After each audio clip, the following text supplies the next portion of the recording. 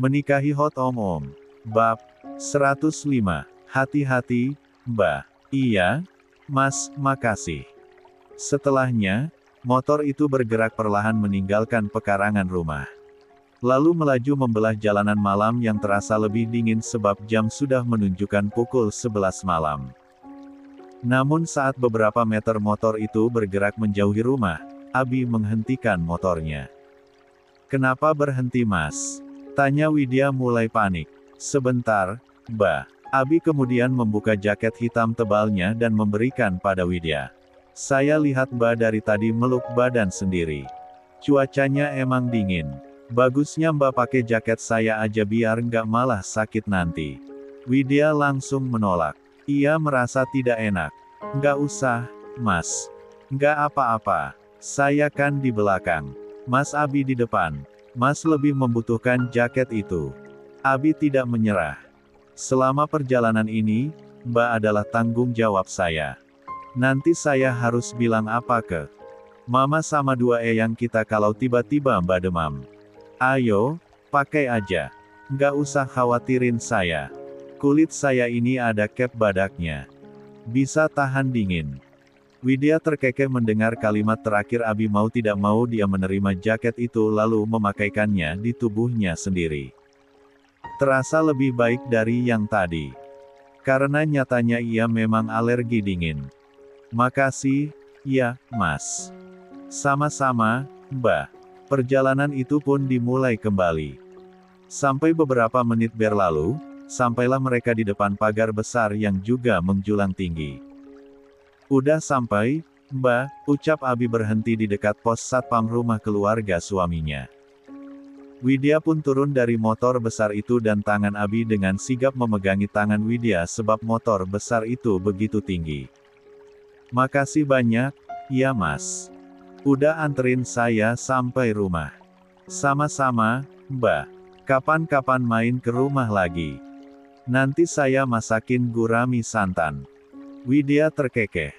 Merasa sangat terhibur. Dua orang itu saling melemparkan tawa sebelum Widya akhirnya pamit untuk masuk ke dalam rumah, dan Abi pun akhirnya pulang setelah Widya memasuki pagar. Jaketnya," gumam Widya saat menyadari jaket Abi masih terpasang pada tubuhnya. Lah segera berlari keluar pagar. Tapi Abi sudah pergi dari sana. Hufet. Gadis cantik itu akhirnya memutuskan untuk segera kembali ke dalam rumah. Ia ingin membersihkan diri dan ingin segera beristirahat. Ia benar-benar sudah merasa lelah. Tanpa Widya sadari, ada sebuah mobil yang sedari tadi mengikuti Abi dan dirinya selama di perjalanan. Mobil itu pun segera masuk ke dalam perkarangan rumah keluarga Satro. Dialah adalah Mahesa. Ya, lelaki itu tidak sengaja berpapasan dengan kendaraan yang ditumpangi istrinya saat beberapa meter hendak sampai di rumah. Hatinya bergemuruh bukan main saat melihat senyuman manis itu istrinya berikan pada lelaki lain. Hatinya memanas, emosi dalam dadanya terasa berkobar. Terlebih saat melihat wanitanya itu terlihat akrab dengan lelaki lain. Dengan langkah tidak sabar, ia segera menyusul Widya menuju kamarnya. Perempuan itu baru saja hendak membuka pintu kamar, namun Mahesa lebih dulu segera mendorong pintu tersebut dan menarik istrinya masuk ke dalam kamar. Sakit, Mas," desis Widya saat suaminya mendesak tubuhnya ke bandan pintu. Kedua tangannya bahkan ditekan kuat di samping kepalanya. "Mas apa-apaan? Kamu yang apa-apaan, Bun?" desis Mahesa. "Kenapa kamu mengabaikan telepon dari saya?" desak lelaki itu tampan tersebut. "Kenapa kamu nggak balas pesan dari saya?" Widya nggak lihat HP. Sorry. Tekan lelaki itu tepat di depan bibir istrinya. "Kamu pembohong. Nggak mungkin kamu nggak lihat HP sedangkan kamu baca pesan dari saya." Widya menelan ludahnya susah payah. Lah memang sempat membaca beberapa pesan dari suaminya itu sebelum mengabaikannya.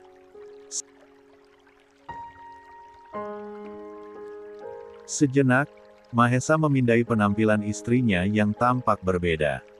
Emosinya bertambah menggelegak dalam dada ketika perempuan itu memakai jaket seorang pria. Oh, atau kamu udah nyaman sama lelaki itu? Iya, dikatai seperti itu membuat dada Widya sama bergemuruhnya. Iya, kenapa? Jawab Widya berani. Dia bisa bikin stres aku hilang. Nggak kayak di samping kamu. Aku mau gila rasanya. Mata Mahesa memerah menahan amarah mendengar jawaban sang istri. Entah ada apa dengan hubungan mereka 1 minggu terakhir belakangan ini. Rasanya ada jarak yang sangat membentang luas di antara mereka berdua. Dan Widya sengaja menjawab Mahesa dengan kalimat-kalimat provokasi itu agar lelaki tersebut berhenti memikirkannya. Setidaknya, suaminya itu mau menyentuh Jingga dan tidak melakukan drama dengan hanya pindah tidur ke kamar madunya itu. Kamu, apa? Jawab Widya lantang. Aku apa, Mas? Aku pembohong? Iya. Bibir Mahesa masih terkunci rapat. Ia masih menahan segala ucapannya. Lah tidak ingin mengeluarkan kalimat yang mungkin akan ia sesali. Kalau aku pembohong, lalu kamu apa? Seru Widya bertanya. Penipu. Penipu yang cuma numpang pindah tidur ke kamar istri kedua biar istri pertama percaya kalau suaminya itu udah bersikap adil. Jahat. Widya tersenyum menyeringai. Jenis senyuman sombong yang sangat-sangat Mahesa tidak suka melihatnya. Tutup mulut kamu, Bun, desis Mahesa semakin mencengkeram tangan Widya dengan kuat. Saya masih menahan diri dari semua ini karena sayang sama kamu. Saya tidak bisa mengkhianati kamu. Siapa bilang kamu mengkhianati aku, Mas? Tanya Widya berteriak karena sudah tidak sabar. Aku yang bahkan udah minta kamu nikah sama dia. Dan anak kamu nggak akan selamat dengan kamu sayang sama aku. Mas, sadar. Rahang Mahesa bergemeletuk. Napasnya seolah ingin tercabut dari rongga dadanya. Perempuan ini benar-benar mengujinya. Gunakan hati nurani kamu sebagai seorang ayah. Jangan keras kepala. Kasih haknya Mbak Jingga, Mas. Bikin dia hamil anak kamu, dan selamatkan anak kalian yang lagi sekaraat. Jangan jadi pecundang yang bisanya cuma nipu. Arregegege. Teriak Mahesa tidak tahan sambil menghantam tembok di sebelahnya dengan kuat. Tangannya kontan memerah, iya. Aku akan bikin Jingga hamil. Puas kamu. Mahesa menarik pintu hingga membuat Widya terdorong. Japun keluar dari kamar istrinya itu dan melangkah menuju kamar Jingga yang tidak jauh dari sana. Widya bahkan bisa mendengar suara debuman pintu yang ditutup dengan keras. Seketika tubuh Widya luruh ke lantai. Bersandar di badan pintu yang kembali tertutup. Di kamarnya, Widya langsung menangisi kehancurannya. CD kamar Jingga. Mas. Jingga terkaget saat tiba-tiba Mahesa masuk ke kamarnya sambil membanting pintu dan langsung menguncinya. Seperti nasihat Eyang Sasmita, ia memang bersiap menunggu suaminya itu datang dan hendak mencoba untuk melayaninya. Sejenak, Mahesa memindai penampilan Jingga. Perempuan itu menggunakan gaun tidur satin yang membentuk lekuk tubuh rampingnya. Bagian puting dadanya bahkan menonjol sebab perempuan itu tidak mengenakan bra untuk menyangga dadanya.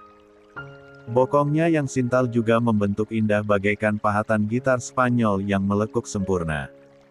Napas lelaki itu langsung memburu. Bukan karena penampilan wanita di depannya, tapi karena pertengkarannya dengan istri pertamanya. Kamu itu laki-laki jahat yang nggak bisa bersikap adil. Kamu itu ayah yang payah. Suara halus yang berteriak keras itu langsung menggema di kepalanya. Teriakan-teriakan Widya benar-benar membuatnya frustasi. Cukup buat Mbak Jingga hamil apa susahnya. Jangan egois dan cuma mikirin diri sendiri. Anak kamu, Sekarot. Sungguh Mahesa langsung mengayunkan langkahnya menuju Jingga. Jingga yang merasa ketakutan pun melangkah mundur saat melihat ekspresi suaminya itu. Tapi sayangnya tubuhnya malah terbentur meja rias. Mas. Kakak.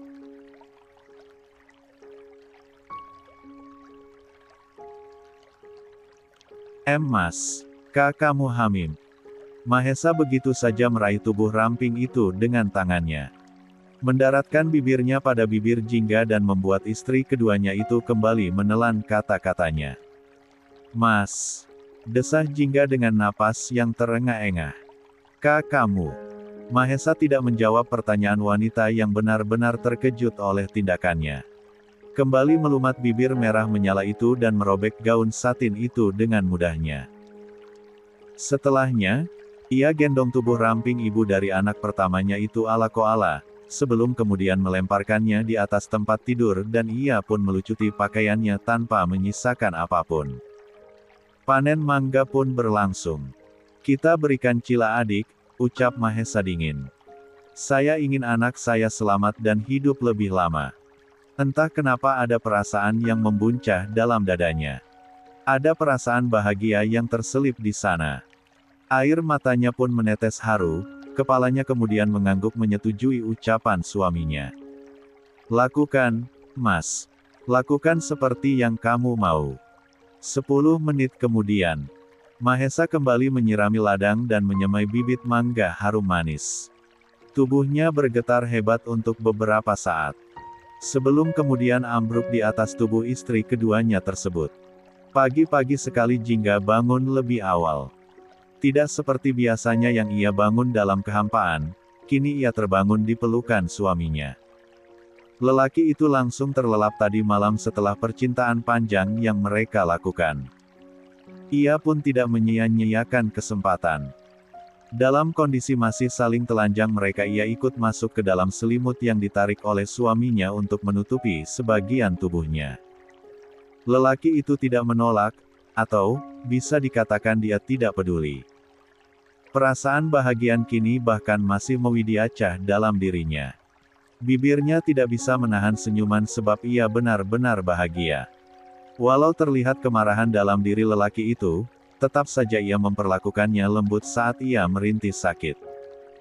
Ya, walau ada beberapa bagian yang membuat hatinya sangat sakit dan menangis tadi malam, tapi ia mengabaikan itu semua.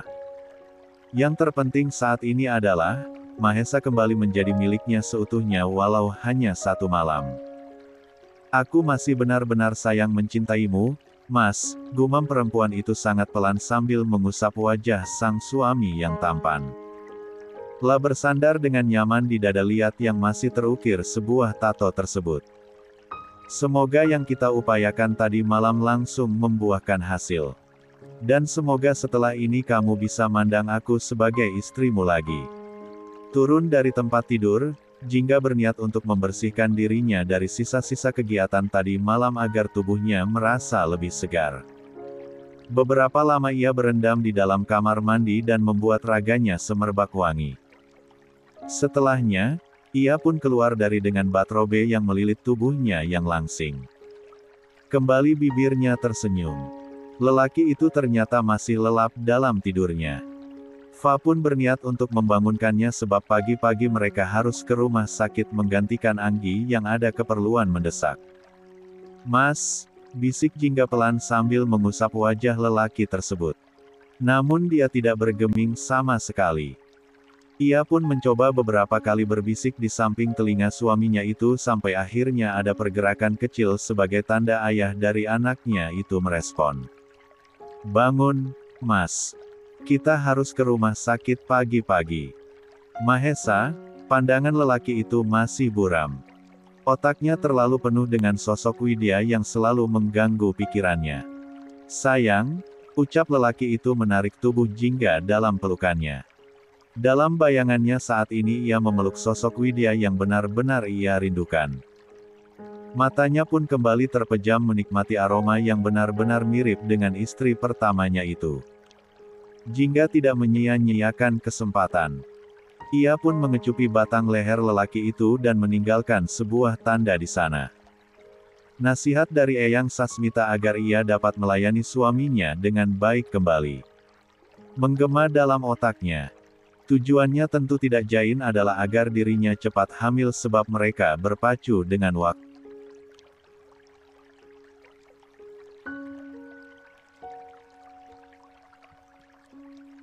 Hingga Mahesa pun setengah sasar kembali melepaskan bibit ikan lele di kolam rumah Jinggo. Mata yang terpejam itu kini membuka. Ia lihat perempuan yang saat ini sedang bergairah di atas tubuhnya. Napasnya kembali memburu, sosok itu bukan wanita yang dicintainya. Kembali, benaknya diperdengarkan seruan-seruan menyakitkan. Tentang bahwa dirinya bukan lelaki yang baik. Tentang dirinya bukan sosok ayah yang bisa diandalkan.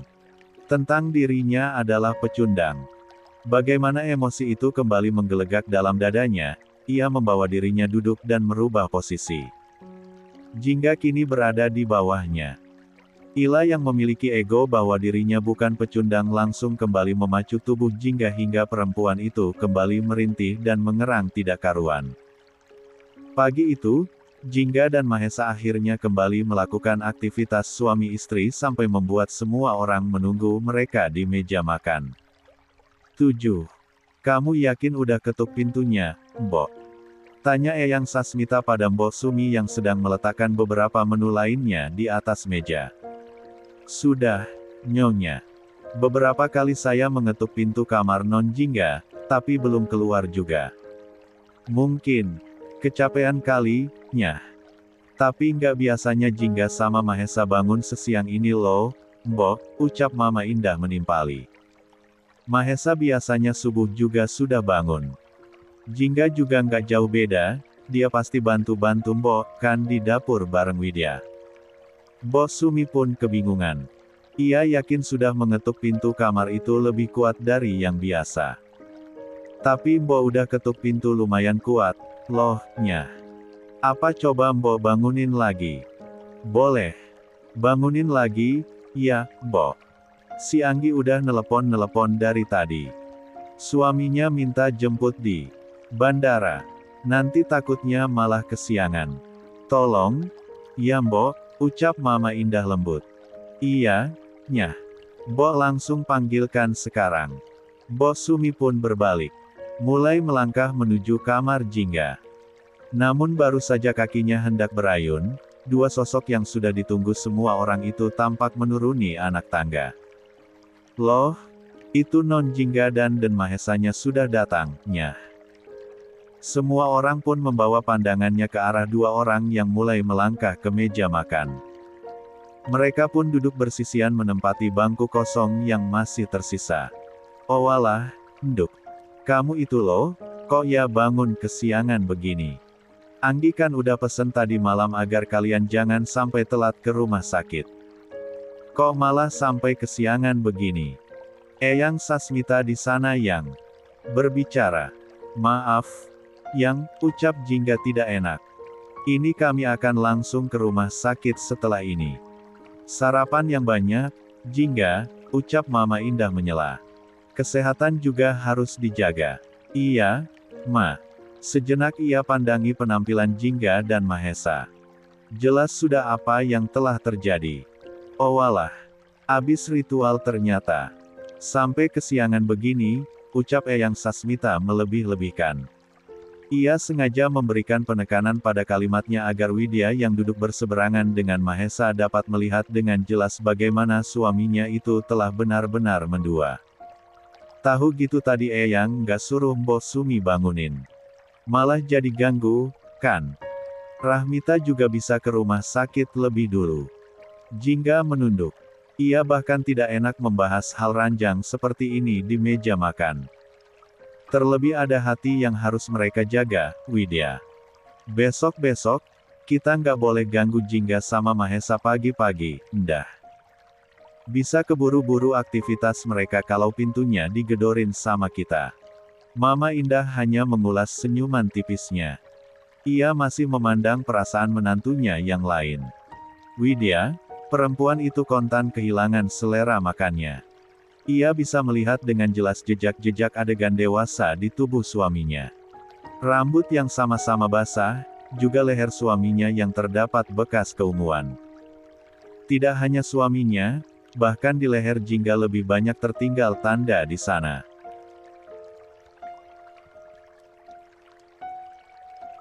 Sakit, itu yang ia rasakan sekarang. Hatinya terasa tercabik-cabik padahal itu adalah permintaannya sendiri. Lalu, kenapa sekarang ia harus merasa sakit hati? Bukankah ini yang dia inginkan? Sungguh, sepasang matanya sudah begitu memanas, perasaannya benar-benar begitu terluka. Semuanya sudah hancur lebur tanpa sisa. Makanan yang masih ada di dalam mulutnya pun ia tidak sanggup lagi untuk menelannya. Lelaki itu bahkan tidak menatapnya sama sekali. Semoga usaha kalian berdua cepat membuahkan hasil ya, ucap Eyang Sasmita sumringah. Semoga kamu cepat hamil Jingga. Dengan begitu, kemungkinan Cila untuk dapat donor lebih besar. Iya, Eyang. Semoga saja harapan kita semua bisa cepat terlaksana. Waktu terasa berjalan begitu lambat. Mama Indah pun mencoba untuk mengalihkan obrolan itu dengan topik lainnya. Bi, itu Widya masak tumis bayam kesukaan kamu loh. Ayo habisin. Mahesa tidak bergeming. Menatap semangkuk sayur hijau yang ada di hadapannya. Lain kali, Ma, ucap Mahesa. Tidak menyentuh masakan istri pertamanya tersebut. Setitik air mata perempuan bermata indah pun meluncur bebas. Dunianya terasa luluh lantak sekarang. Mahesa. Tanda hubung titik. Lelaki itu seperti sedang ingin memberikan hukuman padanya. Jingga, tawari suamimu lauk, Jingga. Jangan diem aja. Jingga menelan ludahnya susah payah. Ia kemudian menatap ke arah Widya yang berusaha melemparkan senyuman padanya. Ia seperti meminta izin lewat tatapan, dan Widya pun memberikan persetujuan lewat anggukan kepalanya. Mas mau ayah goreng? Tanya Jingga pada Mahesa. Ada bagian dada kesukaan Mas. Boleh. Ort. Semua orang meninggalkan meja makan. Mahesa dan Jingga berangkat ke rumah sakit. Sedangkan yang lainnya mengerjakan aktivitas mereka masing-masing.